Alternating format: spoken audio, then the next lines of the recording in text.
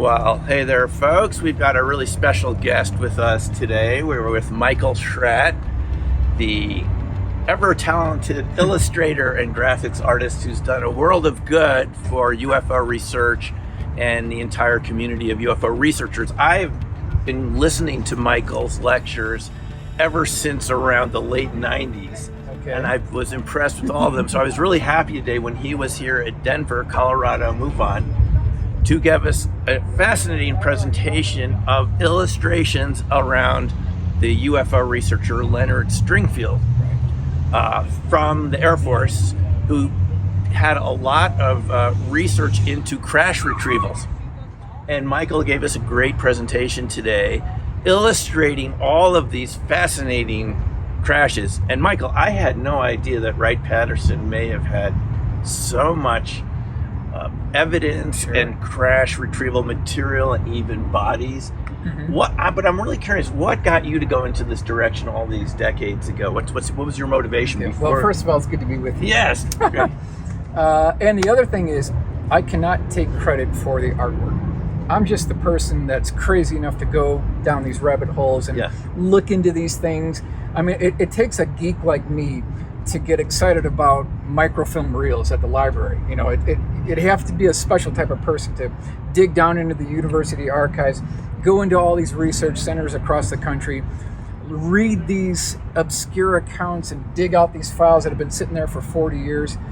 I like to do that kind of thing. I like to go where other people haven't gone, and looking at Leonard Stringfield, his cases were so compelling because they were first-hand military sources. Yes. People that we should consider.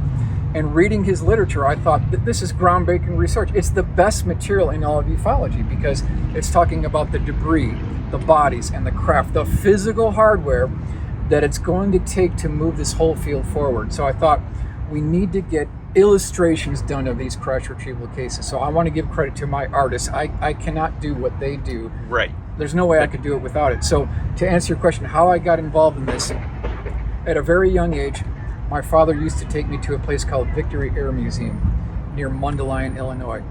And what they had is these old World War II warbirds just parked out on the field. There was grass growing up through the wheel wells, and the paint was chipped, and the windshields were cracked.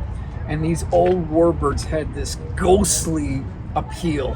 Yes. And that's what really got me going. My father would take me to Oshkosh, was there for 27 years straight, always had an interest in aviation, got my pilot's license, and then started really looking into this UFO field, interviewing people who worked in defense contractors, aerospace engineers, and that led to the crash retrievals because I think it's the most important facet of ufology. Right. It's the vehicle that is going to procure this disclosure. Absolutely. Yes, because we've been hearing a lot about this from people, David Grush and others who've talked about this. I think it's very helpful to have graphic illustrations. Absolutely. And what you did today and what you usually do in your lectures is you bring the audience into the site of the crash retrieval. You say, you see the vision. I know you see the vision. I see it, yeah. Mm-hmm. Yeah, you bring people in first with the rough sketches, then with the black and white. And they say, let's imagine we were there. What would it look like? And all of a sudden you feel like it's pretty close. You said they were computer generated and they're very carefully done. Yeah. Your final color illustrations. And it gives us the feeling of what it would have been like to see. And there were just so many that you went through today, going all the way from Cape Girardeau, which I heard the first time at Ryan the Woods Crash Retrieval Conference. I think that the first one was in 2002. Mm-hmm. That's when it was. That was the first time I heard about Cape Girardeau. I mean, a lot of maybe people interested in this didn't know there was something before Roswell. There was the Italian case that David Grush has talked about. So you kind of, 1941 seems like a long time ago, but there is the witnesses describing what it looks like. Absolutely. Yeah. It is the first-hand military witnesses that are the linchpin to all of this. And the problem we're running into is that the United States government, you can see what they're doing. They're trying to run out the clock. There are no original 509th Bomb Group members anymore from Roswell Army Airfield. So in the minds of the government, it's cover-up complete. And so that's why what I try to make a point in my lecture is that it's incumbent upon us to take the bull by the horns, make a management decision, track down the legacy crash retrieval witnesses, get them into congressional hearings that can lead us to the body debris. Anything less than that, we're spinning our wheels. Exactly. And another thing that I liked what you did today is, after some of the cases, what Michael did is he gave us an action note, a step to take. And I thought that was brilliant. Because instead of just presenting the case and we're okay, now what do we do? You said, oh, our congressmen and senators, congresspeople and senators should be having hearings about this sort of aspect of it, or this aspect of the crash retrievals, and it gave it a feeling of the way that it could move forward. Absolutely. Which we often don't have a sense of how to accomplish. In other words, even though the vast majority of our government is pretty intransigent about doing anything about this, we have heard various congresspeople, senators, the hearings, who seem pretty adamant in making some progress.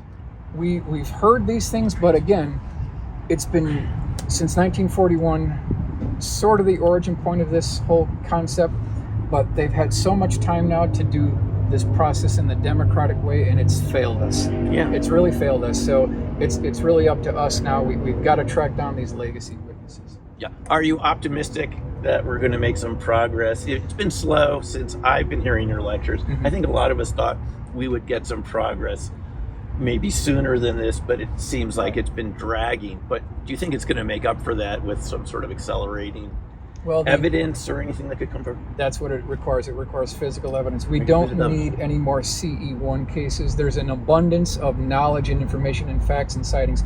We just don't need that. What we need now is physical hardware. Right. That's what's going to move this forward. And you know that the United States intelligence community, the defense contractors, they have moved this field out of a top secret classified type scenario into a proprietary scenario.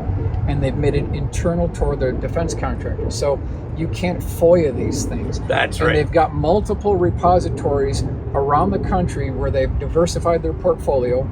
They've got some craft at Wright-Patterson Air Force Base. They've got things at MacDill Air Force Base. They've got things at Eglin Air Force Base. And Battelle's there in Dayton and so forth. These guys are professionals. They're the varsity team. They've got this stuff locked down in underground vaults. It's very impossible to get access to. This isn't conspiracy theory. Our viewers should know this is the way it really works this way. And what you're suggesting is the reason it was privatized was deliberately for the government to be exempt from FOIA. Part of it. And then the other part of it too is the dirty deal that the United States government cut with the defense contractors early on, like late 40s, early 50s time frame, is that the government said, we don't care what you do. All we care is that tell us what the propulsion system is and what is the weapons research advancement that we can gain from it. And you can commercialize this, you can trickle down the technology, and you can make billions. All we want to know are those two things. And that's the track we've been on. Yes. So everyone needs to take some action, right? Contact their representatives and get some hearings. I mean, I personally feel like it's really ripe for that right now. It is right. The stage has been set. We've had a lot of witnesses. What are they? The retort has been, where's the evidence? Well, the next step is to have some hearings with some actual pieces of something. You can feel the overall vibe of the country is going to be receptive to this message. Yes. Well, Michael, thanks a lot. Thanks for all your hard work. Good. Great.